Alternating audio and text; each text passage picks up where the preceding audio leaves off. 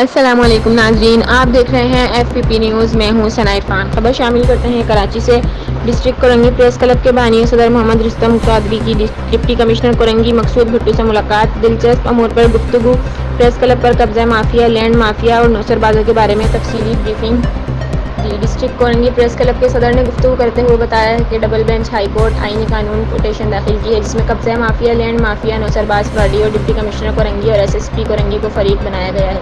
District Korangi press club کے بانی صدر محمد رستم قادری نے گفتگو کرتے ہوئے ڈپٹی کمشنر کو بتایا کہ ADC1 عبدالحمید جاکرانی نے اپنے اختیارات کا ناجائز استعمال کرتے ہوئے پریس کلب کی ایک جعلی انتظامیہ کی حلف برداری کرائی، جبکہ سابقہ ڈپٹی کمشنر کورنگی مظفر جواد اور سابقہ ایس ایس پی حسن سردار نیازی نے اپنی نگرانی میں اپنے کماؤ پوتوں آصف شاہین عرف لنگڑا، رستم جمالی عرف فراڈیا، صفدر محمود عرف بہروپیہ، عامر عرف انڈا نے ڈسٹرکٹ کورنگی میں آرگنائز جرائم ناجائز قبضہ کرنے کی کوشش کی۔ بانی صدر ڈسٹرکٹ کورنگی پریس کلب کے اور انتظامیہ ممبروں کے خلاف جھوٹی اور جعلی FIRیں درج کروائیں، تاہم موجودہ تعینات ہونے والے ڈپٹی کمشنر نے اپنے مکمل تعاون کی یقین دہانی کرائی۔ ڈسٹرکٹ کورنگی کے بانی صدر محمد رستم قادری نے تمام ثبوت ہائی کورٹ کے ڈبل بینچ کے سامنے پیش کر دیے۔